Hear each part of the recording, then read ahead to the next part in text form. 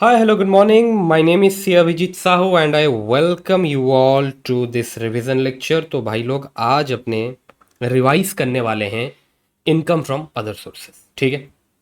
So income from other sources सबसे पहले आ जाता है आपका चार्जिंग सेक्शन। अब ये चार्जिंग सेक्शन क्या कहता है सर? ये चार्जिंग सेक्शन में ना एक लिस्ट ऑफ इनकम दे रखा है। This list of income will be taxable under the head income from other sources. तो अब सर ये एक बार ये लिस्ट ऑफ इनकम डिस्कस कर लेते हैं। क्या दे रखा है ये लिस्ट ऑफ इनकम में? सबसे पहला दे रखा है आपका dividend income. Next, winning from lottery, crossword puzzle, race including horse race, card game, other games, gambling and betting. इसको हम इन शॉर्ट में सट्टेबाजी वाला इनकम कहते हैं। तो सट्टेबाजी वाला इनकम भी आपका इनकम फ्रॉम अदर सोर्सेस में टैक्सेबल होने वाला है। Next is net winning from online games. अगर कोई ऑनलाइन गेम से आपको नेट विनिंग होता है, ये ड्रीम 11, माई सर्कल 11, वहां से अगर आपको कोई भी विनिंग होता है, ये भी इनकम फ्रॉम अदर सोर्सेस में टैक्सेबल होता है। Interest received on compensation, enhanced compensation. आपको ये जो कंपेंसेशन एंड एनहांस्ड कंपेंसेशन मिल रहा है, इसका क्या ट्रीटमेंट होगा वो अपने कैपिटल गेन चैप्टर में ऑलरेडी डिस्कस कर चुके हैं। बट इस कंपेंसेशन या फिर एनहांस्ड कंपेंसेशन के ऊपर अगर आपको इंटरेस्ट मिलता है, it will be taxable under the head income from other sources. Advance forfeited due to failure of negotiation for transfer of a capital asset. आप कोई कैपिटल एसेट ट्रांसफर करने वाले थे, उसके लिए आप एडवांस भी ले रखे थे, but due to some reason transaction हो नहीं पाता और जो एडवांस आप ले रखे थे उसको आप फॉरफिट कर देते हैं। It is taxable under the head income from other sources. Next is your gift, section 56 to 10। अगर आपको गिफ्ट मिलता है, it will be taxable under the head income from other sources. compensation or other payment due to or received by any person in connection with termination of his employment, modification of terms and conditions। तो अगर आपके employment का termination होता है या फिर आपके employment का जो टर्म्स एंड कंडीशन है उसमें कोई मॉडिफिकेशन होता है और उसके चलते आपको कोई भी कंपेंसेशन मिलता है, it will be taxable under the head income from other sources. But sir ये तो सैलरी में भी टैक्सेबल होने वाला था। हाँ बिल्कुल, ये सैलरी में तब टैक्सेबल होगा if there is a employee employer relationship. लेकिन अगर एम्प्लॉय एम्प्लॉयर रिलेशनशिप अभी तक केम इनटू एग्जिस्टेंस नहीं आया है, इन दैट केस आपको जो भी कंपेंसेशन मिलता है, it will be taxable under the head income from other sources. Class में एग्जांपल के साथ समझे थे भाई। Next, sum received including amount allotted by way of bonus under LIP, that is your life insurance policy, other than ULIP. तो अगर life insurance policy का maturity होता है और वो मैच्योरिटी के चलते आपको कोई भी पैसा मिलता है, in that case that amount will be taxable under the head income from other sources, but other than ULIP. अब ये जो यूलिप है, this concept is in CA final, and वैसे भी ये जो यूलिप है, यूलिप टैक्सेबल होता है under the head capital gain, वो आप सीए फाइनल में पढ़ेंगे। Okay, next, deemed income under section 59, रेमिशन, cessation of trade liability, receipt of any amount in respect of loss or expenditure allowed as deduction in earlier previous year। Sir ये तो same provision हम PGBP में भी पढ़े थे। Sir ये तो PGBP में टैक्सेबल होने वाला था। डिपेंड करता है आज आपको जिस लॉस या फिर एक्सपेंडिचर का रिफंड मिल रहा है या फिर जिस ट्रेड लाइबिलिटी का रेमिशन और सेसेशन हो रहा है, आप इस लॉस एक्सपेंडिचर का डिडक्शन अगर पीजीबीपी हेड में क्लेम किए थे, इन दैट केस अब ये जो रेमिशन सेसेशन या फिर रिफंड हो रहा है, it will be taxable under the head PGBP. लेकिन अगर आप ये लॉस या फिर एक्सपेंडिचर का deduction income from other sources में क्लेम किए थे, इन दैट केस आज जब रेमिशन सेसेशन और refund of this loss and expenditures हो रहा है, it will be taxable under the head income from other sources. तो डिपेंड करता है आप लॉस और एक्सपेंडिचर का अर्लियर प्रीवियस ईयर में डिडक्शन कौन से हेड में लिए थे, considering that remission, cessation or refund will be taxable under that head. I hope it is clear. Next, income chargeable under the head income from other sources if it is not chargeable under PGBP। कुछ ऐसे income है अगर वो PGBP में taxable नहीं होते, फिर वो इनकम फ्रॉम अदर सोर्सेस में टैक्सेबल होने वाले हैं। लिस्ट है उसका, आगे देख लेंगे। Any income chargeable to tax under this act but not falling under any other head of income। Basically ऐसा कोई इनकम जो as per income tax act taxable तो है बट वो किसी अदर हेड में फॉल नहीं हो रहा है, in that case it will be taxable under the head income from other sources. Okay, अब ये जो आपका हेड है इनकम फ्रॉम अदर सोर्सेस, इसके टैक्स रेट्स क्या है एक बार देख लेते हैं। सबसे पहला तो ये आ गया आपका सट्टेबाजी वाला income, winning from lottery, crossword puzzle, race including horse race, card game etcetera, gambling, betting आ गया। ओके, ये आपका सट्टेबाजी वाला इनकम। या फिर net winning from online game. Okay, both this income will be taxable at the rate 30%, further increase by surcharge if applicable. इनको हम इंक्रीज करेंगे with surcharge if applicable. Surcharge कब एप्लीकेबल होता है ये आप लोगों को मालूम है। फर्दर इसको आपको इंक्रीज करना है with health and education cess 4%। तो सट्टेबाजी वाला income, net winning from online games, ये दोनों टैक्सेबल होने वाले हैं at the rate 30% plus surcharge as applicable plus health and education cess. और जहां तक बात है आपका unexplained cash credit, investment, money, bullion, jewellery expenditure, इसको आपने पढ़े थे चैप्टर 1 में।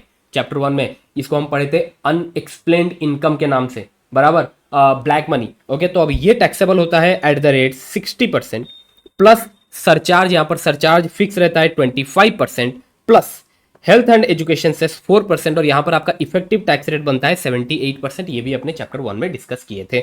ओके, इन तीनों को छोड़ के भाई जो आपके अदर इनकम रहेगा ना, इनकम फ्रॉम अदर सोर्सेस में, ये टैक्सेबल होने वाला है नॉर्मल रेट पे। ये नॉर्मल रेट पे टैक्सेबल होने वाला है। नेक्स्ट, अब ये जो तीन है ना, ये तीन, एक तो आपका सट्टेबाजी, एक हो गया आपका ब्लैक मनी, और एक हो गया net winning from online games. ये जो आपके तीन इनकम है, इनके अगेंस्ट में ना आप कोई एक्सपेंडिचर का डिडक्शन क्लेम कर सकते हैं, आपको किसी भी एक्सपेंडिचर का डिडक्शन नहीं मिलने वाला। चैप्टर 6A के डिडक्शंस भी आपको नहीं मिलने वाले। मैं किसकी बात कर रहा हूं? सट्टेबाजी वाला इनकम, सट्टेबाजी वाला income, net winning from online games and your black money, उसके अगेंस्ट में किसी एक्सपेंडिचर का आप डिडक्शन नहीं ले सकते। चैप्टर 6A का डिडक्शन आप नहीं ले सकते। Benefit of basic exemption limit is not available. Benefit of rebate under section 87A not available.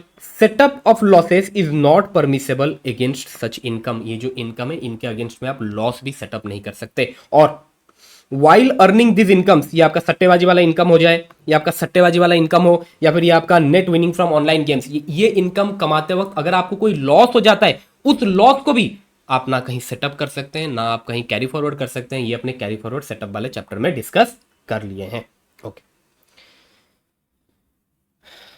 तो ये हो गया, चार चीजें यहां पर ध्यान रखने वाला। सबसे पहले कोई एक्सपेंडिचर का डिडक्शन नहीं मिलेगा, चैप्टर 6A के डिडक्शंस नहीं मिलेंगे, बेसिक एग्जामिशन लिमिट का बेनिफिट नहीं है, रिबेट अंडर सेक्शन 87A का बेनिफिट नहीं है, एंड कोई लॉस भी आप इन इनकम के अगेंस्ट में सेटअप नहीं कर सकते। आई hope it is clear.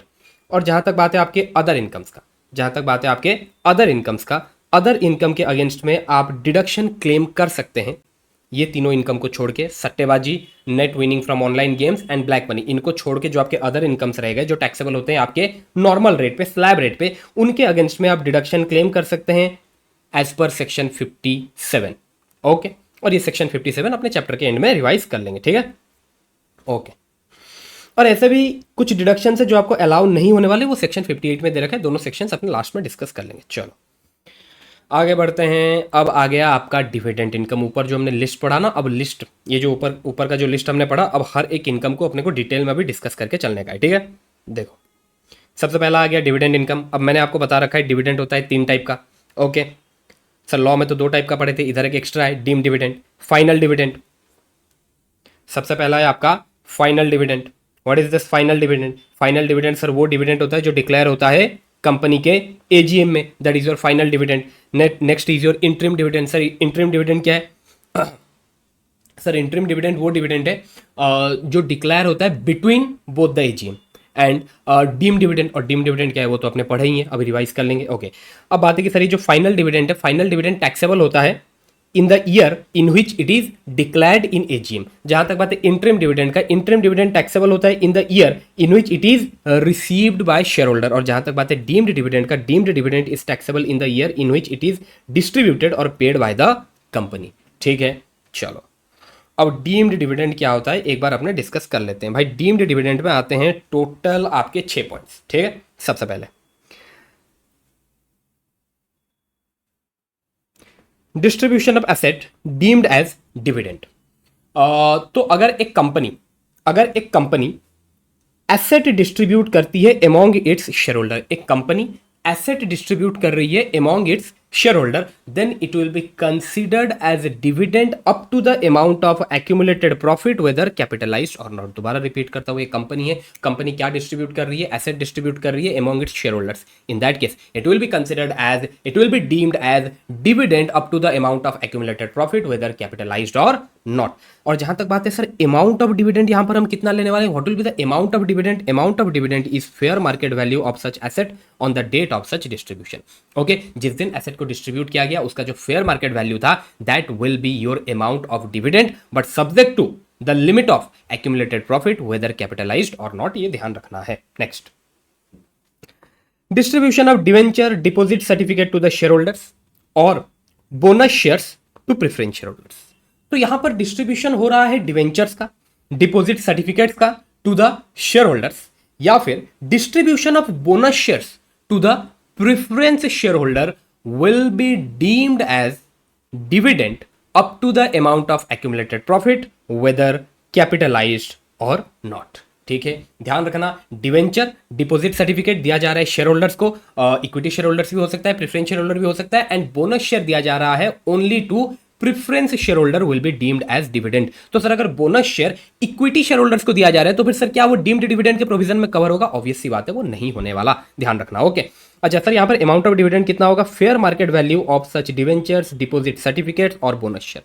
Okay, debentures deposit certificate bonus share का जो फेयर मार्केट वैल्यू है that will be your deemed dividend, that will be your deemed dividend but up to the limit of accumulated profit whether capitalised or not. Distribution on liquidation, company का liquidation के time company अगर कोई भी distribution करता है among its share holder, eight the time of liquidation company अगर कोई भी डिस्ट्रीब्यूशन करता है among its share holder, it will be deemed as dividend up to the amount of accumulated profit whether capitalized or not.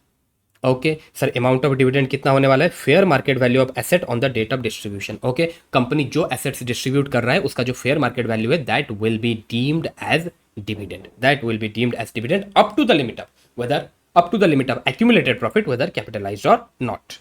Next, distribution on reduction of capital. अगर company का capital reduction होता है और वो capital reduction के चलते company अगर कोई डिस्ट्रीब्यूशन करता है among its share holder, in that case it will be considered as deemed dividend up to the amount of accumulated profit whether capitalised or not. और अमाउंट ऑफ डिविडेंड कितना होने वाला है? Fair market value of asset on the date of distribution. Okay, next, advance or loan given by a closely held company to its share holder. भाई ये बहुत IMP है.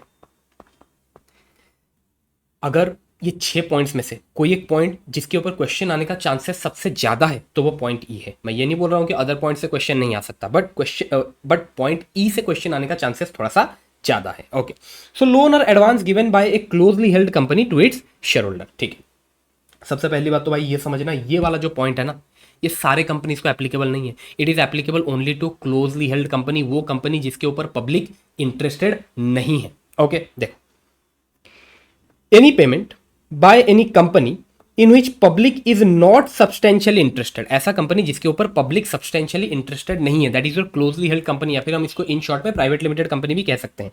Okay, तो एक प्राइवेट लिमिटेड कंपनी पेमेंट कर रहा है in the form of loan और एडवांसेस. किसको वो लोन और एडवांस दे रहा है? लोन और advances given to a share holder. Loan और एडवांस किसको दिया जा रहा है भाई? एक शेयर होल्डर को दिया जा रहा है having shares not less than 10% of voting power. Means shareholder having shares 10% or more, not less than 10% of voting power. मतलब यहां पर जो शेयर होल्डर है, इस शेयर होल्डर के पास जो शेयर्स हैं that share is of 10% or more of total share capital. Next, loan और advance given by a closely held company. इस बार ये क्लोजली हेल्ड कंपनी किसको लोन या फिर एडवांस दे रहा है? लोन और advance given to a concern in which such share holder has a substantial interest. अब एक कंसर्न को लोन या फिर एडवांस दिया जा रहा है in which such share holder has a substantial interest. What is the meaning of this such shareholder? Such shareholder means shareholder having 10% or more voting power. Shareholder having 10% or more voting power. जिस share holder को आप point I में loan दे रहे थे ना, अब आप ऐसे एक कंसर्न को लोन दे रहे हैं जिसमें ये पॉइंट आई वाले शेयर होल्डर का सब्सटेंशियल इंटरेस्ट है. ओके, दूसरा, loan or advance given by a closely held company to a person on behalf of such shareholder. What is the meaning of shareholder? Shareholder described in point I. Okay, तो अब आप ऐसे एक person को loan या फिर advance दे रहे हैं. Purpose of this loan or advance is you are giving this loan or advance on behalf of such shareholder having 10% or more voting power. In this case, all these loans and advances will be considered as deemed dividend up to the amount of accumulated profit. Sir इधर लिखा है up to the amount of accumulated profit. Whether capitalized or not वाला wording use नहीं किया है, ध्यान रखना भाई. इधर लिखा है सिर्फ accumulated profit. ओके, ऊपर के जो 4 पॉइंट थे हर जगह लिखा था accumulated profit whether capitalized or not. Okay, तो वहां पर अपने ये करते थे कि लेट सपोज अगर किसी प्रॉफिट को हम यूज किए हैं for issue of bonus share, उसको भी हम इंक्लूड करते थे, एक्यूमुलेटेड प्रॉफिट में इंक्लूड करते थे. बट इधर लिखा है ओनली एक्यूमुलेटेड प्रॉफिट. तो अगर प्रॉफिट का कोई पार्ट हमने यूज किया है for issue of bonus share, क्या उसको हम यहां पर इंक्लूड करने वाले हैं? नहीं करने वाले हैं. आई hope it is clear. Class में एग्जाम्पल के साथ समझे थे भाई, ठीक है. सो अब sir accumulated up to the amount of accumulated profit it will be considered as deemed dividend. But बात है कि सर deemed dividend बनेगा किसके हाथ में? ये deemed dividend taxable होगा किसके हाथ में? ओके, अगर लोन्स या फिर एडवांसेस दिया गया है ऐसे शेयर होल्डर्स को having 10% or more voting power, in that case deemed dividend will be taxable in the hand of that shareholder. अगर लोन या फिर एडवांस दिया गया है ऐसे कंसर्न को जिसमें उस शेयर होल्डर का सब्सटेंशियल इंटरेस्ट है, in that case deemed dividend will be taxable in the hand of that concern. अगर लोन या फिर एडवांस दिया गया है ऐसे एक पर्सन को on behalf of that shareholder, in that case deemed dividend will be taxable in the hand of that share holder only. ठीक है, पॉइंट आई एंड 3i के लिए डीम्ड डिविडेंड टैक्सेबल होने वाला है शेयर होल्डर के हाथ में, बट पॉइंट 2i वाले केस में डीम्ड डिविडेंड टैक्सेबल होगा in the hand of that concern. ये ध्यान रखना. And what will be the amount of dividend? That is amount of loan but subject to but limited to accumulated profit. Limited to accumulated profit. Okay, ठीक. Next. अब sir यहां पर कुछ की notes हैं जो अपने को ध्यान रखना है भाई. क्या है ये की नोट्स? सबसे पहले ये जो ऊपर के जो कंडीशंस है ना, ऊपर के सर क्या कंडीशंस है? सबसे पहला जो आपका शेयर होल्डर है, जो आपका शेयर होल्डर है जिसको आप लोन या फिर एडवांस दे रहे हो, should have 10% or more voting power. आपका एक ये कंडीशन है. तो ये सब कंडीशन सर आपको चेक कब करना है? ये कंडीशंस आपको चेक करना है on the date on which loan और एडवांस इज गिवन. ओके, जिस दिन लोन या फिर एडवांस दिया जा रहा है उस दिन आपको ये एवब मेंशन्ड कंडीशन चेक करना है. अगर एवब मेंशन्ड कंडीशन कंप्लाई हो रहा है it will be considered as deemed dividend. अच्छा, और एक कंडीशन था वो सब्सटेंशियल इंटरेस्ट वाला भी कंडीशन था, वो भी आपको चेक करना है on the date of loan और एडवांस गिवन. नेक्स्ट. अच्छा सर, ये सब्सटेंशियल इंटरेस्ट क्या होता है? सर ये सब्सटेंशियल इंटरेस्ट वाला पॉइंट आया कहाँ था? यहाँ पर आया था आपका सब्सटेंशियल इंटरेस्ट वाला पॉइंट. आप लोन दे रहे हो ऐसे कंसर्न को जिसमें आपके शेयर होल्डर का सब्सटेंशियल इंटरेस्ट है. So what is the meaning of this substantial interest? Substantial interest means at least 20% of profit sharing और 20% of voting power of the company. अगर पार्टनरशिप वाला केस है तो अपने को प्रॉफिट शेयरिंग देखना है, अगर कंपनी वाला केस है तो अपने को वोटिंग पावर देखना है. ठीक है, तो अगर हमारे शेयर होल्डर का उस कंसर्न में 20% और मोर प्रॉफिट शेयरिंग है, 20% और मोर वोटिंग पावर है, then we will consider that our share holder has a substantial interest over that concern. और आप उस कंसर्न को जो भी लोन्स एंड एडवांस दे रहे हैं it will be considered as deemed dividend. Not applicable to all the companies, only applicable to closely held company, private limited company. Discussed. Subsequent payment of loan, charge of interest at market rate does not make any difference in applicability of section 222E. आप अगर ये बोल रहे हो sir हम ये जो loan या फिर एडवांस दिए हैं ना, हमारे शेयर होल्डर को दिए हैं, कंसर्न को दिए हैं या फिर एनी अदर पर्सन को दिए हैं on behalf of the share holder, sir ये लोन का ना फ्यूचर में रिपेमेंट भी होने वाला है, हम मार्केट रेट ऑफ इंटरेस्ट भी चार्ज करने वाले हैं. मैटर नहीं करता भाई, मैटर नहीं करता. अगर एवब कंडीशंस कंप्लाई हो रहे हैं it will be considered as deemed dividend. But कुछ एक्सेप्शंस है, एक्सेप्शंस है.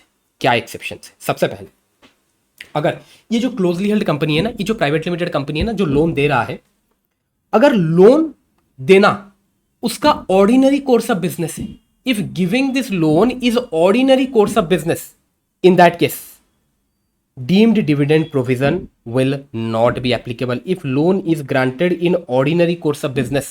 okay, ये क्लोजली हेल्ड कंपनी जो लोन दिया है, लोन देना इस क्लोजली हेल्ड कंपनी के लिए ऑर्डिनरी कोर्स ऑफ बिजनेस है, in that case provisions of deemed dividend will not be applicable. दूसरा, सर ये जो एडवांस दिया गया है ना, it is a trade advance.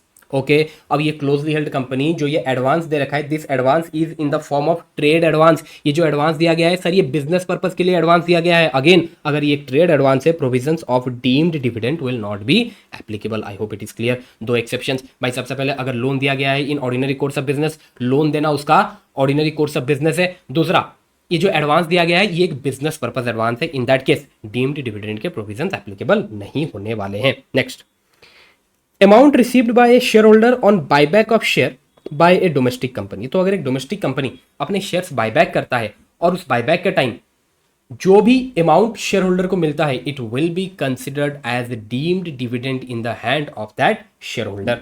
Okay, it means let suppose मैं A limited which is a domestic company में ए लिमिटेड के कुछ शेयर्स खरीदा था, उसका कॉस्ट ऑफ एक्विजिशन था 50,000। ओके, ए लिमिटेड के मैंने कुछ शेयर्स खरीदे थे, उसके कॉस्ट ऑफ एक्विजिशन था 50,000। ओके, अब क्या होता है ना, आपका प्रीवियस ईयर 25-26 में ये ए लिमिटेड ये सारे शेयर्स का बायबैक कर लेता है और उसके बदले मुझे ए लिमिटेड से मिलता है 80,000 रुपया। This 80,000 will be considered as deemed dividend under section 222F। Sir deemed dividend हो गया, ये तो समझ में आता है, लेकिन सर ये कॉस्ट ऑफ एक्विजिशन का क्या? और वैसे भी सर यहाँ पर अगर शेयर्स का ट्रांसफर हुआ है, ट्रांसफर ऑफ कैपिटल एसेट, तो सर कैपिटल गेन और कैपिटल लॉस भी आना चाहिए, बिल्कुल आना चाहिए। तो सर एक बार कैपिटल लॉस कैलकुलेट कर लेते हैं, गेन इधर आएगा नहीं, इधर लॉस ही आएगा। और सर ये जो कैपिटल लॉस है ये लॉन्ग टर्म होगा या शॉर्ट टर्म होगा, वो डिपेंड करता है शेयर्स के पीरियड ऑफ होल्डिंग के ऊपर। ओके, तो जो अपना कैपिटल लॉस आएगा that will be FBOC less cost of acquisition. Sir FBOC कितना होने वाला है? 80,000। नहीं भाई, 80,000 एफबीओसी नहीं होगा, 80,000 तो टैक्सेबल हो गया एज डीम्ड डिविडेंड। एफबीओसी होने वाला है 0। कॉस्ट ऑफ एक्विजिशन कितना होगा? 50,000। In that case what will be your capital loss? 50,000। Class में क्वेश्चन भी किए थे, क्लास में स्टडी मटेरियल का एक एग्जांपल भी किए थे, प्लीज एक बार उसको देख लेना for more clarity. So in this case 80,000 आपका टैक्सेबल होगा एज डीम्ड डिविडेंड, एंड ये जो 50,000 है it will be your capital loss. Can be long term capital loss, can be short term capital loss, depend करता है period of holding के ऊपर। Okay, चलो I hope it is clear. आगे बढ़े।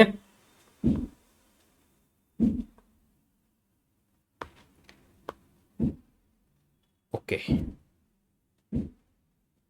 Next, amount received by share holder on buyback of share by a foreign company.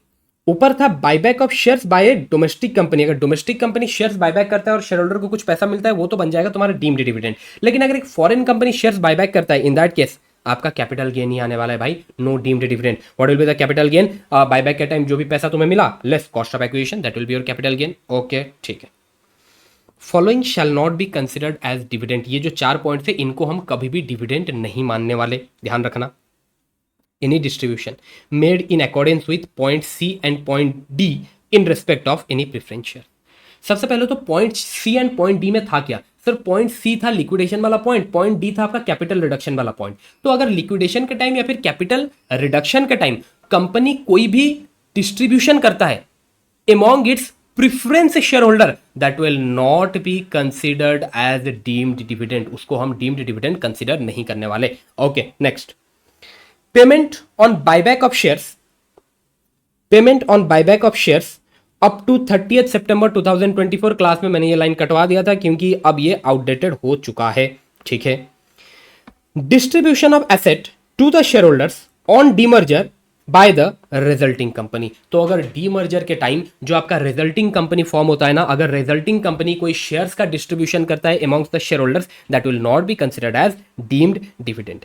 Any dividend paid by the company which is set up against loan which has been deemed as dividend under section 222E। It means let suppose एक company अपने share holder को, एक company, एक closely held company, एक private limited company अपने एक share holder को जिसके पास 10% और मोर वोटिंग पावर है उसको एक लोन दिया था, 1 लाख रुपए का लोन दिया था, बराबर। एक क्लोजली हेल्ड कंपनी अपने शेयर होल्डर को लोन दिया था 1 लाख रुपए का। ओके, अच्छा, कल को एक डिविडेंड पे करना था इस कंपनी को, अपने शेयर होल्डर को डिविडेंड भी पे करना था। ऑब्वियस सी बात है, कंपनी डिविडेंड तो पे करेगा ही अपने शेयर होल्डर को।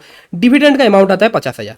ओके, कंपनी पहले शेयर होल्डर को लोन दिया था 1 लाख रुपए का, अब कंपनी अपने शेयर होल्डर को डिविडेंड देने वाला है 50,000 रुपए का, ठीक है। तो कंपनी क्या बोलता है, भाई शेयर होल्डर तेरे को हमने लोन दिया था 1 लाख रुपए का, ओके, ये 1 लाख रुपया तेरे को वापस करने का है हमें, ओके, अब हम तुझे डिविडेंड देना चाहते हैं 50,000 रुपए का। तो एक काम करना, इसको अपने नेट में तू अपने को 50,000 रुपया पे कर देना। मतलब हम यहां पर क्या किए भाई, जो अपना डिविडेंड वाला अमाउंट था ना उसको हम लोन वाले अमाउंट के साथ एडजस्ट कर रहे हैं। इन दैट केस भाई तुम इस 1 लाख रुपए को तो ऑलरेडी डीम्ड डिविडेंड मान चुके होगे अंडर सेक्शन 222E।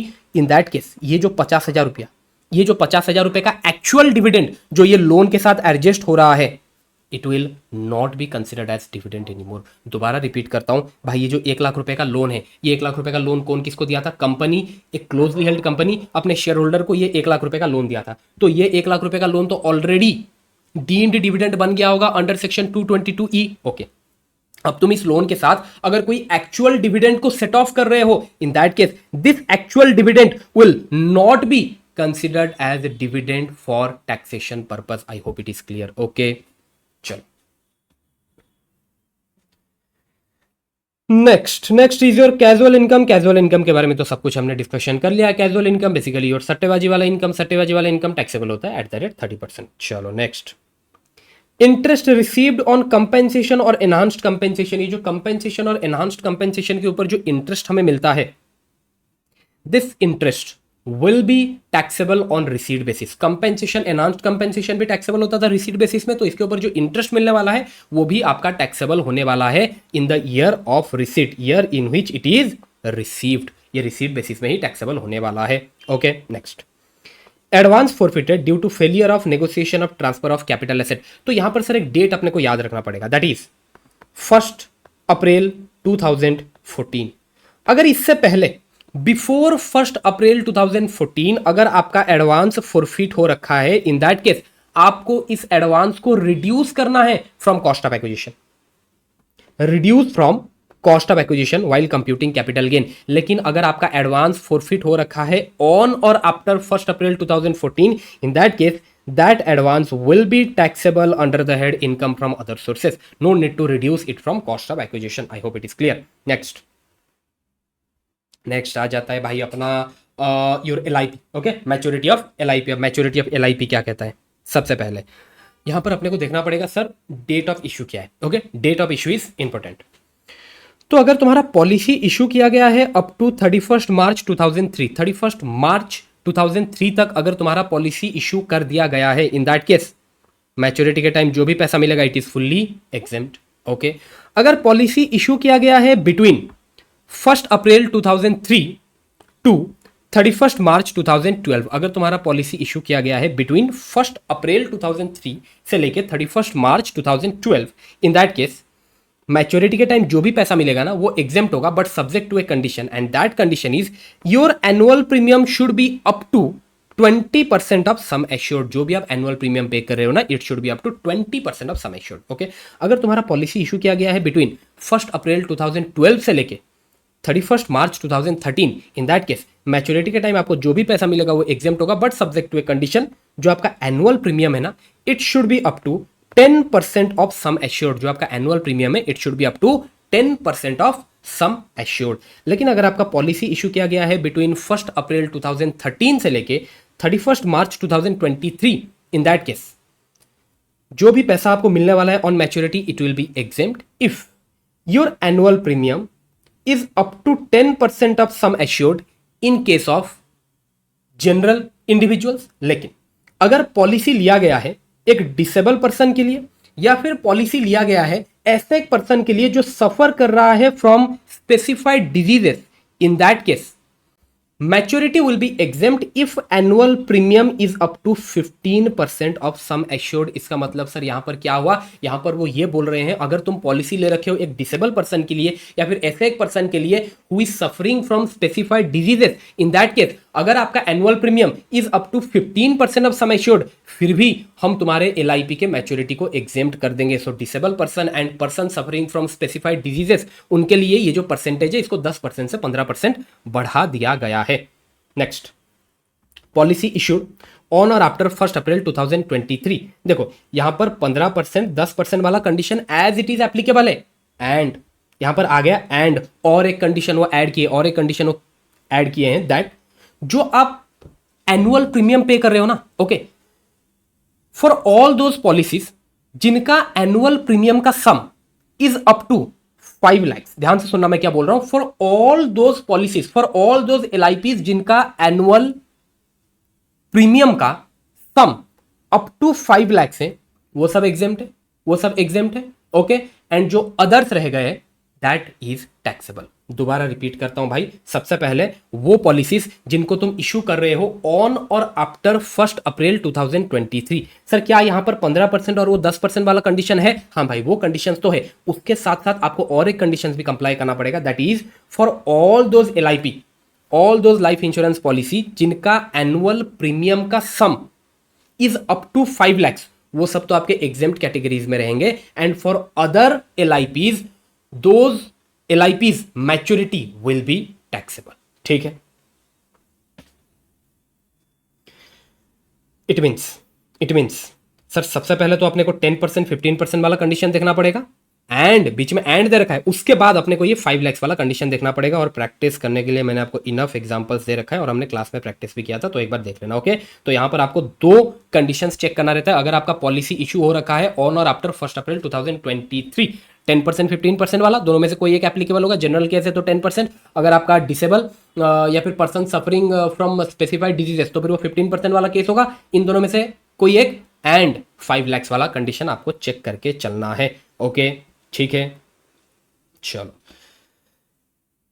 अभी ये जो 5 lakhs वाला लिमिट आप चेक करेंगे ना, 5 lakhs वाला लिमिट चेक करेंगे ना, that is your annual premium, sum of annual premium should be up to 5 lakhs, in that case all those policies will be exempt. तो ये जो 5 lakhs वाला लिमिट आप चेक करेंगे, while calculating the limit of 5 lakhs, premium on policy issued before 1 April 2023 shall not be taken into consideration। वो policies जो issue हो रखे हैं before 1 April 2023, that is policies issued up to 31 March 2023 shall not be taken into consideration. Okay, अच्छा और भी दो चीजें जो आपको कंसिडर नहीं करना है while calculating this limit of 5 lakhs। सबसे पहले GST component, GST component. Okay, तो LIP का जब आप प्रीमियम पे कर रहे हैं उसमें अगर आपका कोई जीएसटी कंपोनेंट है प्रीमियम में, अगर आप कोई जीएसटी भी पे कर रहे हो that will not be considered in this limit of 5 lakhs, पहला। दूसरा, अगर आप कोई टर्म लाइफ इंश्योरेंस ले रखें जिसमें कोई इन्वेस्टमेंट कंपोनेंट नहीं है, it is completely A insurance only, it's a full insurance. मैंने आपको क्लास में एक्सप्लेन भी किया था, term life insurance, any premium paid for term life insurance will not be considered in the limit of this 5 lakhs। Okay, premium for term life insurance. तो फिर ये जो आपका 5 lakhs वाला लिमिट है ना, इसमें तीन चीजें अपने को कंसिडर नहीं करना। सबसे पहले premium paid for those policies which has been issued up to 31 March 2023, पहला। दूसरा, नेक्स्ट इज जीएसटी कंपोनेंट, अगर प्रीमियम में कोई जीएसटी कंपोनेंट है इन दैट केस उसको भी आपको कंसिडर नहीं करना है। And last is premium paid for term life insurance को भी आपको कंसिडर नहीं करना है। अच्छा, और एक चीज, अगर LIP का मैच्योरिटी होता है due to the death of the person for which LIP was taken, जिसके लिए आपने LIP ले रखा है उसका डेथ हो गया और इसीलिए आपके LIP का मैच्योरिटी होता है, it is fully exempt, it is always exempt irrespective of any condition of 10%, 15%, 20% और 5 lakhs। कुछ नहीं देखना भाई, अगर डेथ वाला केस है LIP आपका फुल्ली एग्जेम्प्ट है। ओके, चलो ये दो पॉइंट अपने डिस्कस कर लिए भाई। ओके सर, अगर LIP अपना टैक्सेबल होता है तो फिर सर उसको टैक्सेबल करेंगे कैसे? लेट सपोज मेरा एक LIP वो टैक्सेबल होता है, ऊपर की जो कंडीशन है वो कंडीशन कंप्लाई नहीं कर पाता तो फिर टैक्सेबल हो जाएगा। तो अगर टैक्सेबल हो रहा है, LIP के मैच्योरिटी पे मुझे मिला 5 लाख रुपया, LIP के मैच्योरिटी में मुझे मिला 5 लाख रुपया, ठीक है। ओके, LIP के मैच्योरिटी में 5 लाख रुपया मिला, प्रीमियम मैंने पे किया था 3 लाख रुपया। ओके, अब देखा जाए तो मेरे हाथ में टैक्सेबल होना चाहिए 2 लाख रुपया नेट फिगर, बट अगर ये जो प्रीमियम आपने पे किया है, अगर इस प्रीमियम का आपने डिडक्शन 80C में ले रखा है, जितने प्रीमियम का डिडक्शन आपने 80C में ले रखा है वो आपको यहां से लेस करना रहता है। लेट सपोज मैंने प्रीमियम पे किया है 3 लाख रुपए का, out of this payment of 3 lakh rupees मैंने 2 लाख रुपए का डिडक्शन क्लेम किया था 80C में। इन दैट केस अब मैं 5 लाख से 3 लाख लेस नहीं करूंगा, मैं 5 लाख से लेस करूंगा 3 lakh minus 2 lakh, that is only 1 lakh. 5 lakh से 1 लाख लेस करने के बाद आपका जो नेट फिगर आ रहा है 4 lakhs will be taxable in the hand of the SSC। तो बेसिकली वो प्रीमियम अमाउंट जिसका डिडक्शन आप ऑलरेडी 80 सी में क्लेम कर रखे हैं उसका डिडक्शन आपको नहीं लेना है while calculating the taxable amount for a matured LIP. Okay next. अच्छा हमने पढ़े थे ना that there are some income जो टैक्सेबल होने वाला है इनकम फ्रॉम अदर सोर्सेस में अगर टैक्सेबल नहीं होता पीजीबीपी में। ओके देख लो भाई उसका क्या लिस्ट दे रखा है। सबसे पहले इंटरेस्ट ऑन सिक्योरिटी। ओके अगर इंटरेस्ट ऑन सिक्योरिटी पीजीबीपी में टैक्सेबल होता है तो ठीक बात है, अगर नहीं होता तो फिर it will be taxable under the head income from other sources. Okay income from letting out of machinery plants और फर्नीचर। अगर आप plants and machinery furniture rent में देते हैं और वहां से आपको कोई रेंटल इनकम आता है, अगर आप उसको पीजीबीपी में टैक्सेबल करते हैं तो ठीक है, अगर ये आपका बिजनेस है तो पीजीबीपी में टैक्सेबल होगा। और अगर पीजीबीपी में टैक्सेबल नहीं हो रहा है it will be taxable under the head income from other sources.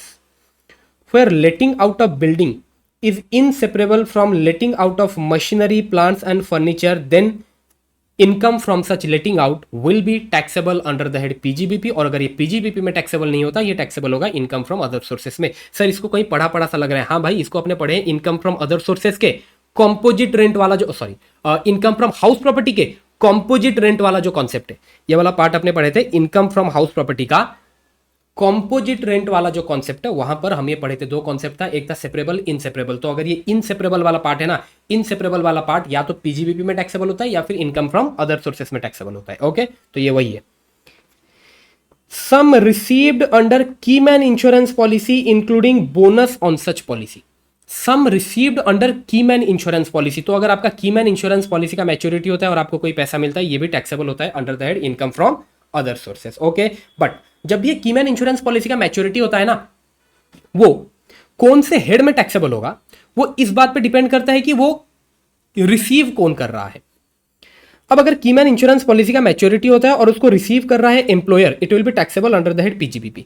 Keyman insurance policy का मैच्योरिटी होता है और उसको रिसीव करता है employee it will be taxable under the head salary. Keyman insurance policy का मैच्योरिटी होता है और उसको रिसीव करता है ऐसा एक person who is not a employee of the organization, in that case such maturity will be taxable under the head income from other sources।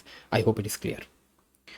Compensation or any other payment received in connection with termination of his employment, ये तो मैंने ऊपर ही discuss कर लिया था। ठीक है तो अगर हमारे एम्प्लॉयमेंट का टर्मिनेशन होता है या फिर एम्प्लॉयमेंट का जो टर्म्स एंड कंडीशन है उसका मॉडिफिकेशन होता है और उसके चलते अपने को कोई कंपेंसेशन मिलता है it will be taxable under the head income from other sources. लेकिन अगर एम्प्लॉई एम्प्लॉयर रिलेशनशिप एक्स्टैब्लिश हो रखा है इन दैट केस टैक्सेबल होने वाला है सैलरी में। बट जब आपको ये कंपेंसेशन मिल रहा है, जब ये टर्मिनेशन या फिर मॉडिफिकेशन हुआ, तब तक अगर एम्प्लॉई एम्प्लॉयर रिलेशनशिप एक्स्टैब्लिश नहीं हुआ था it will be taxable under the head income from other sources. अब आ गया गिफ्ट। भाई अगर गिफ्ट अपने को मिलता है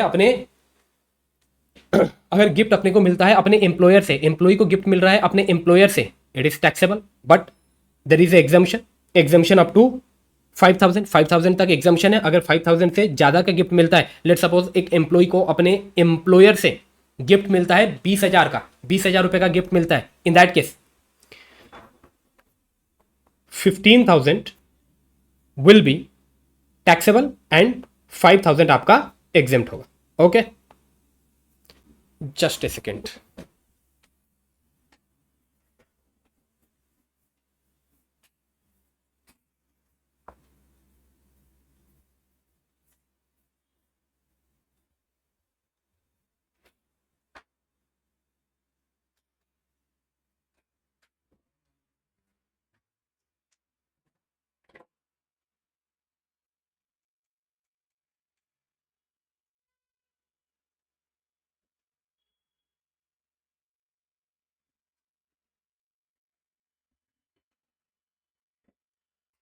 okay sorry for the disturbance.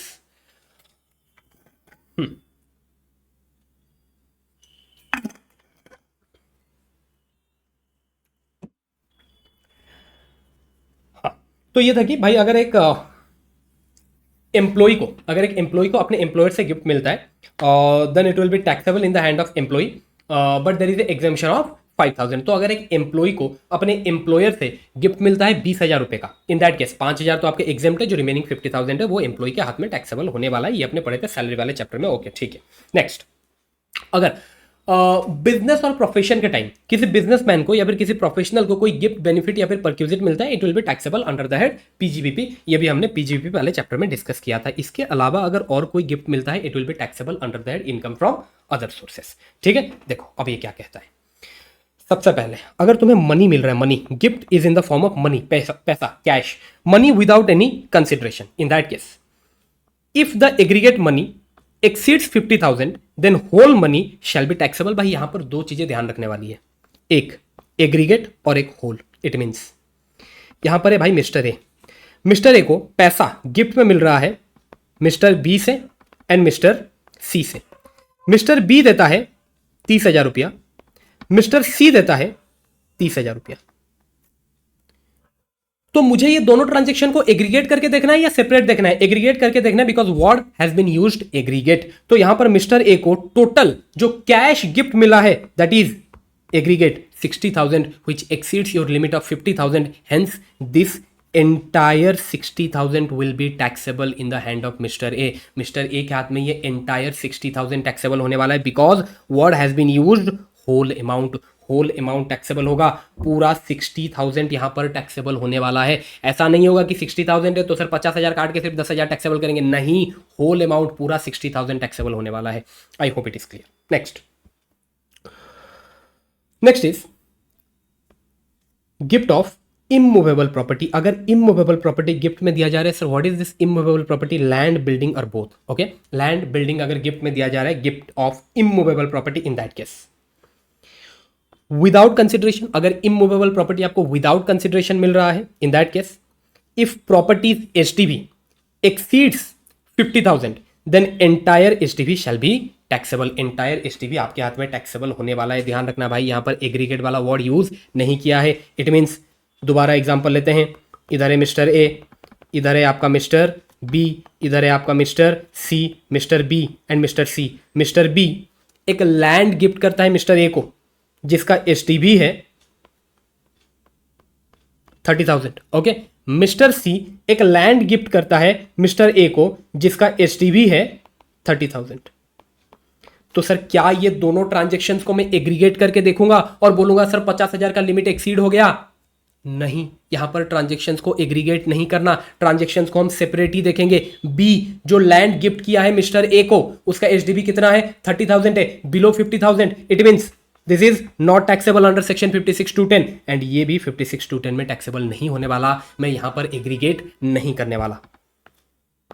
चलो ये ध्यान रखना। यहां पर मैं हर एक ट्रांजेक्शन को सेपरेट करके चेक करूंगा। तो अगर जो इमूवेबल प्रॉपर्टी यहां पर एज ए गिफ्ट दिया जा रहा है, विदाउट एनी कंसिडरेशन दिया जा रहा है, अगर उसका एसटीवी एक्सीड करता है 50,000, in that case entire SDV shall be taxable. ध्यान रखना, अगेन एंटायर एसटीवी टैक्सेबल होने वाला है। ठीक है, नेक्स्ट अगर ये जो इमूवेबल प्रॉपर्टी है ना, ये तुम्हें विदाउट कंसिडरेशन नहीं दिया जा रहा है, इनएडिक्वेट कंसिडरेशन में दिया जा रहा है। Sir what is this इनएडिक्वेट consideration? जिसका जितना उसका एक्चुअल प्राइस होना चाहिए उससे कम में तुम्हें मिल रहा है।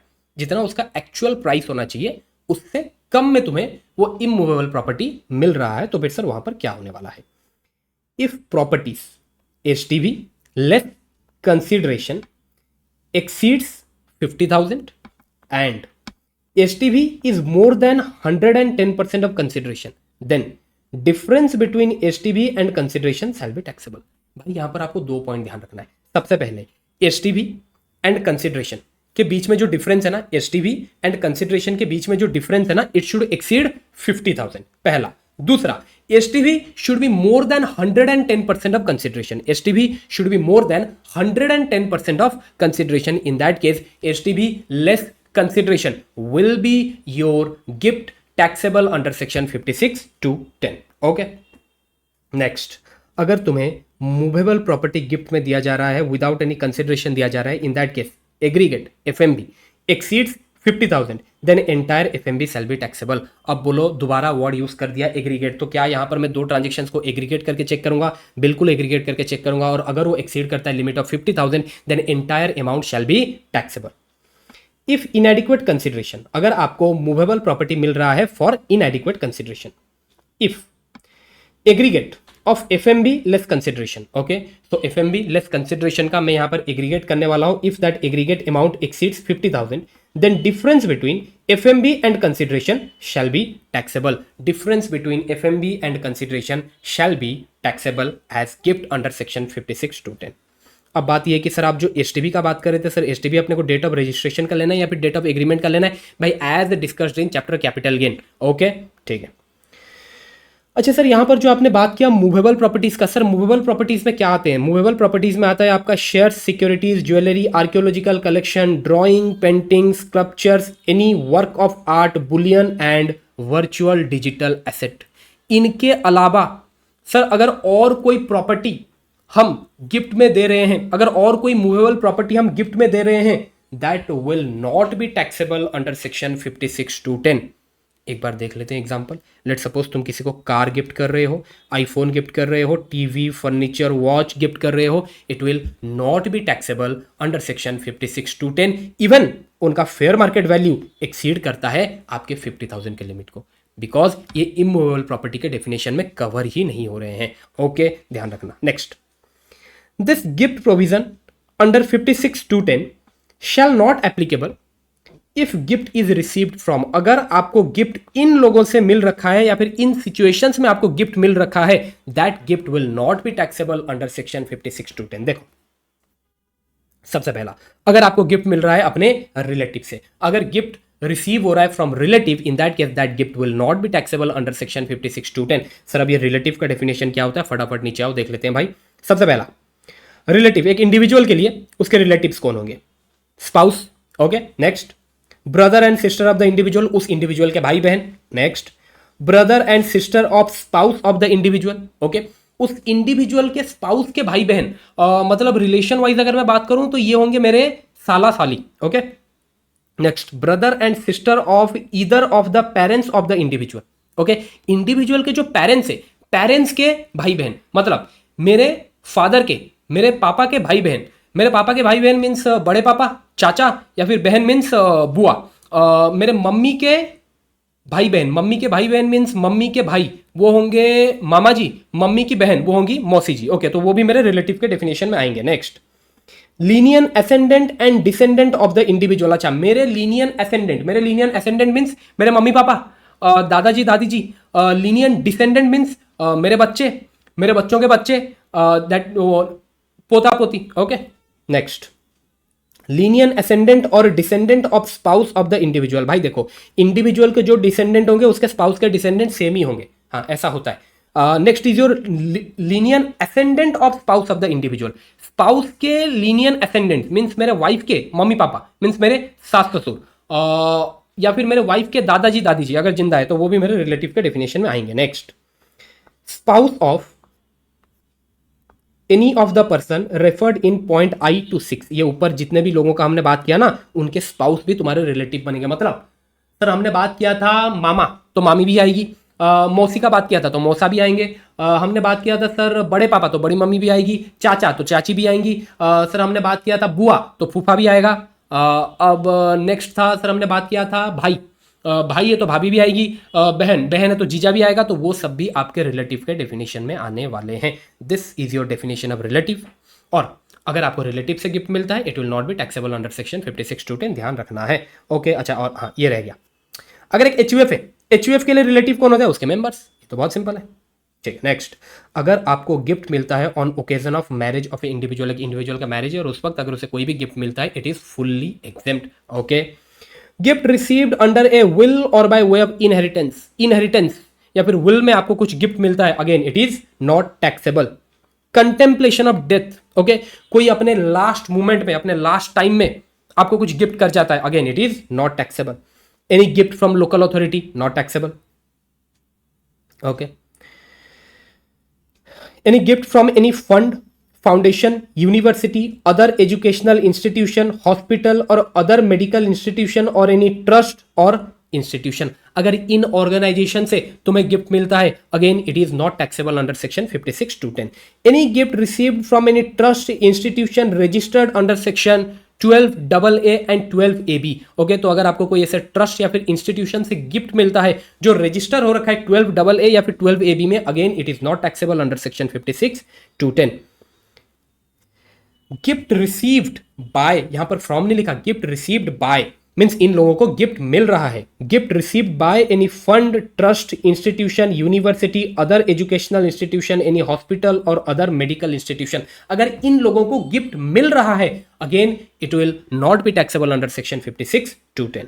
Bye way of transfer, not regarded as transfer under section 47। अच्छा, 47 में बहुत सारे ट्रांजेक्शन पड़े थे ना जिनको हम ट्रांसफर नहीं मानते, ओके, तो वो वाला ट्रांजेक्शन पे जिसको गिफ्ट मिल रहा है that will not be taxable under section 56(2)(10). जिसको अगर कोई एसेट मिल रहा है without any consideration, that will not be taxable under section 56(2)(10). okay, from an individual by a trust created or established solely for the benefit of relative of individual। तो अगर एक individual अपने relative के benefit के लिए कोई trust create करता है, एक इंडिविजुअल अपने रिलेटिव के बेनिफिट के लिए कोई ट्रस्ट क्रिएट करता है और उस ट्रस्ट में कोई प्रॉपर्टी, कोई immovable property, movable property gift करता है या फिर कोई कैश अमाउंट गिफ्ट करता है, it will not B taxable under section 56(2)(10).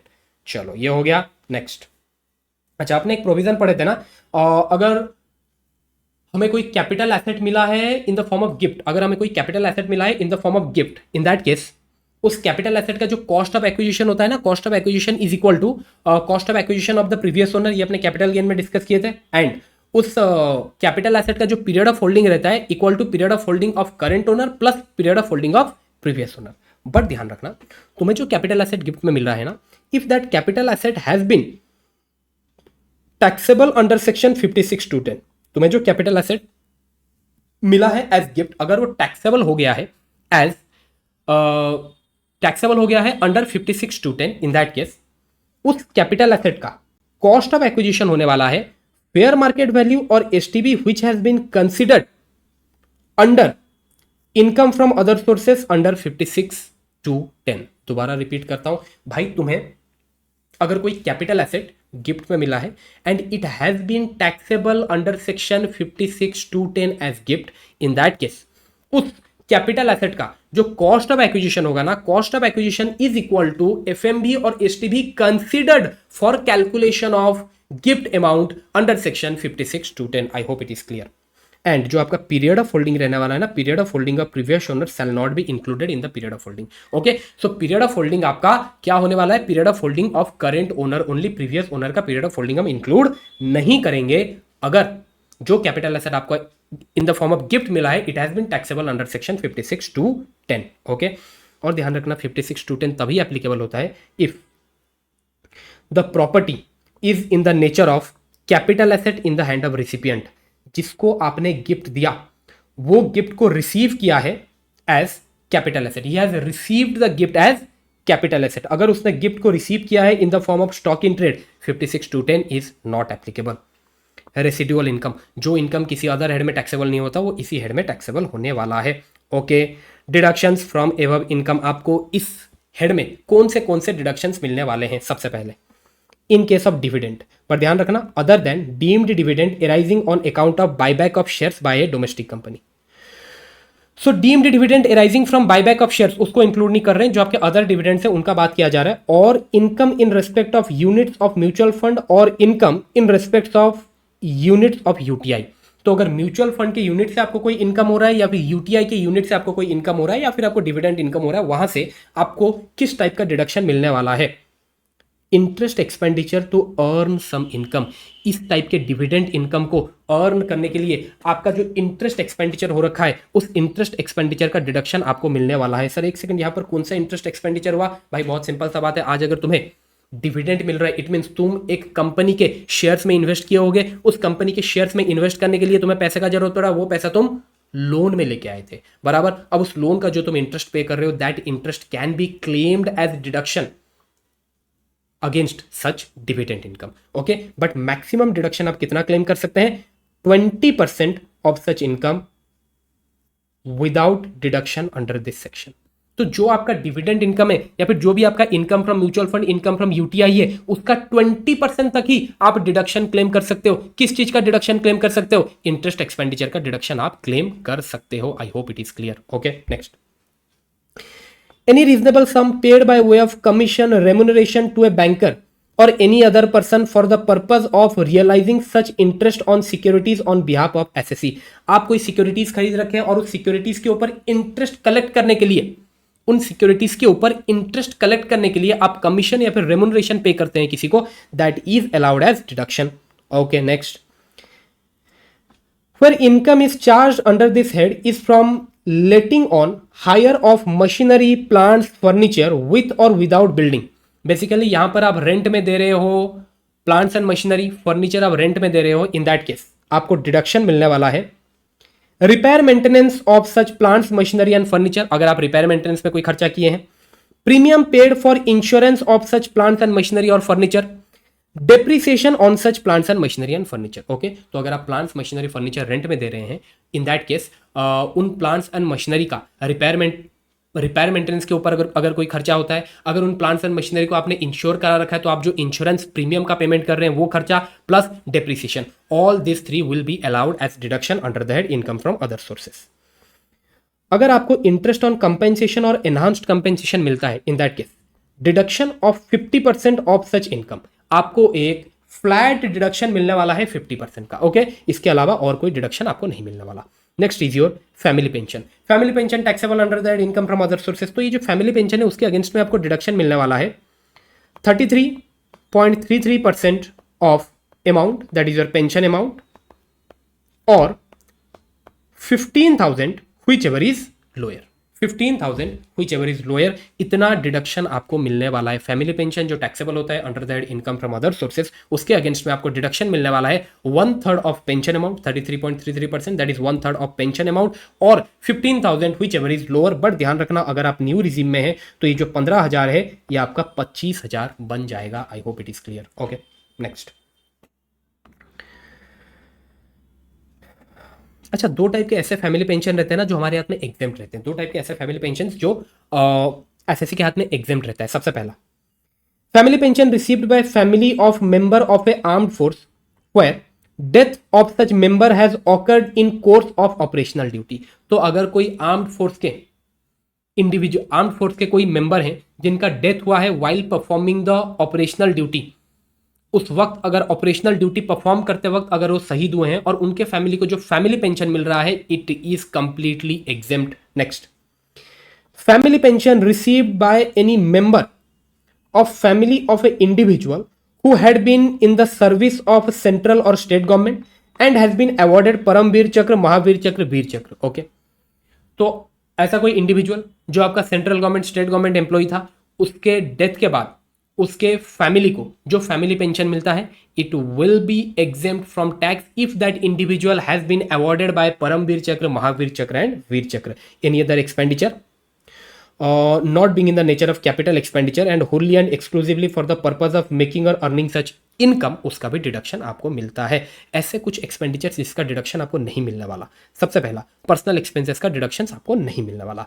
आप कोई इंटरेस्ट का पेमेंट कर रहे हैं आउटसाइड इंडिया जिसके ऊपर आपको टीडीएस डिडक्ट करना चाहिए था बट आपने डिडक्ट नहीं किया, अगेन उसका डिडक्शन आपको नहीं मिलने वाला। आप कोई पेमेंट कर रहे हैं chargeable to tax under the head salary, आप कोई सैलरी पेमेंट कर रहे हैं और ये सैलरी आप पे कर रहे हैं आउटसाइड इंडिया जिसके ऊपर आपको टीडीएस डिडक्ट करना चाहिए था but tax has not been deducted, but आपने टीडीएस डिडक्ट नहीं किया, इन दैट केस आपको उस सैलरी अमाउंट का, उस सैलरी एक्सपेंडिचर का डिडक्शन नहीं मिलेगा। नेक्स्ट, आपने ऐसा कोई एक्सपेंडिचर किया in respect of such sum which is payable to a resident on which tax is deductible at source। okay, तो आपने ऐसा कोई एक्सपेंडिचर किया जिसके ऊपर आपको टीडीएस डिडक्ट करना चाहिए था बट आपने टीडीएस डिडक्ट नहीं किया, या फिर टीडीएस आपने डिडक्ट तो किया बट उसको पे नहीं किया है up to the due date of return filing. दोबारा रिपीट करता हूं, आपने एक्सपेंडिचर किया, उसके ऊपर टीडीएस डिडक्ट करना चाहिए था, आपने टीडीएस डिडक्ट नहीं किया, डिडक्ट तो किया बट उसको पे नहीं किया है up to the due date of return filing. In that case 30% of such expenditure will be disallowed. Similar provision अपने पीजीबीपी में भी पढ़े थे। ओके, अगर आप कोई एक्सपेंडिचर कर रहे हैं, अगर आप कोई पेमेंट कर रहे हैं अपने रिलेटेड पार्टीज को, in that case such expenditure, such payment shall be disallowed to the extent it is excessive and unreasonable, अगर आप कोई एक्सेसिव या फिर अनरीजनेबल पेमेंट कर रहे हैं अपने रिलेटेड पार्टीज को, उसको डिसअलाउ कर दिया जाएगा। अगर आप कोई पेमेंट कर रहे हैं मोर देन 10,000 और more than 35,000 to a single person in a single day for a single transaction, in that case such payment will be disallowed. Okay, payment कर रहे हैं मोर देन 10,000 और मोर देन 35,000। 35,000 वाला limit किसके लिए? Transporter के लिए। तो मोर देन 10,000 या फिर मोर देन 35,000 का आप पेमेंट कर रहे हैं to a single person in a single day for a single transaction in cash, in that case that will be disallowed. Okay, अच्छा, अब कुछ सर्टेन इनकम्स थे ना जो आपके एग्जेम्प्ट थे। अब देखो किस टाइप के इनकम जो आपके एग्जेम्प्ट थे। Interest on post office saving account, आपका पोस्ट ऑफिस सेविंग अकाउंट है तो उसके अगेंस्ट में आपको एग्जाम्पशन मिलेगा 3,500 in case of individual account, 7,000 in case of joint account. Next, interest on gold deposit bond issued under gold deposit scheme 1999 और interest on deposit certificate issued under gold monetisation scheme 2015। In that case ये जो भी interest आपको मिल रहा है on this gold deposit bond और deposit certificate, it is fully exempt. Interest on bonds issued by local authority, state pool finance entity and specified by central government by notification in its official gazette. तो अगर bond issue कर रहा है local authority या फिर state pool finance entity, in bond के ऊपर जो भी इंटरेस्ट मिलेगा again it is fully exempt. Daily allowance, constituency allowance received by MP MLA shall be exempt in the hand of such SSC। तो अगर किसी MP या फिर MLA को डेली या फिर कॉन्स्टिट्यूएंसी अलाउंस मिल रहा है, it is fully exempt. Income by of interest on money standing to his credit in a non-resident external account, that is your NRE account, in any bank in India would be exempt provided such individual is a person resident outside India as defined in FEMA 1999। दूसरा, such individual is a person who has been permitted by Reserve Bank of India to maintain such account। बहुत simple सा बात वो कह रहा है भाई, अगर एनआरई अकाउंट है आपके पास, उस एनआरई अकाउंट से आपको जो भी इंटरेस्ट मिल रहा है such interest will be exempt from tax, but दो कंडीशंस आपको कंप्लाई करना पड़ेगा। सबसे पहले वो एनआरई अकाउंट जिस इंडिविजुअल का है ना, वो इंडिविजुअल एक नॉन रेसिडेंट होना चाहिए as per the FEMA act, non resident होना चाहिए as per the FEMA act. दूसरा, उस इंडिविजुअल के पास आरबीआई का परमिट होना चाहिए to maintain such NRE account. Okay, next, अगर किसी को कोई स्कॉलरशिप मिलता है again it is exempt from tax. Any award in the form of cash और काइंड, आपको अवार्ड मिल रहा है कैश और काइंड में, कहां से मिल रहा है? Instituted in public interest by central government, state government or any other body approved by central government for literature, scientific, artistic work and other rewards shall be exempt from tax. Basically बस आपको इतना याद रखना है भाई, award मिल रहा है कैश और काइंड में, पब्लिक इंटरेस्ट में मिल रहा है, सेंट्रल गवर्नमेंट से, स्टेट गवर्नमेंट से मिल रहा है या फिर any other body approved by central government, that is exempt from tax. अगर कम्यूटेड पेंशन एक इंडिविजुअल को मिल रहा है, इंडिविजुअल को कम्यूटेड पेंशन मिल रहा है, लमसम पेंशन मिल रहा है, कहां से? Fund set upped by LIC of India. तो fund set upped by LIC of India से अगर तुम्हें कम्यूटेड पेंशन मिल रहा है, लमसम पेंशन मिल रहा है, सर एलआईसी मेरे को पेंशन क्यों दे रहा है? क्योंकि आप एलआईसी का डिफर्ड एन्युटी प्लान खरीद रखे थे, आज वो आपको कम्यूटेड पेंशन दे रहा है, that commuted pension is fully exempt. Next, compensation by a individual और his legal heir on account of any disaster. अगर कोई डिजास्टर हुआ है और उस डिजास्टर के बाद कोई कंपेंसेशन मिल रहा है from the government, from central government, state government or any local authority, अगर central government, state government, local authority से आपको कोई कंपेंसेशन मिल रहा है after a disaster, such compensation will not B taxable in the hand of SSC. So with this income from other sources का revision खत्म हुआ। चलो, थैंक यू।